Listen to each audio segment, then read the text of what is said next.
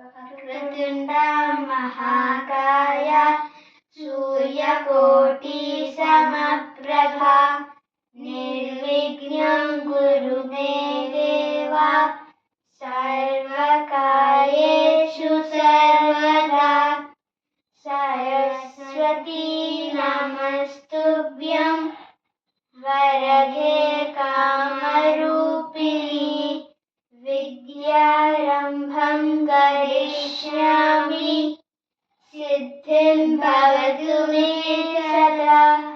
पद्मविशालाक्षी पद्मकेसरवन्दिनी नित्यं पद्मालया देवी सा मां पातु सरस्वती।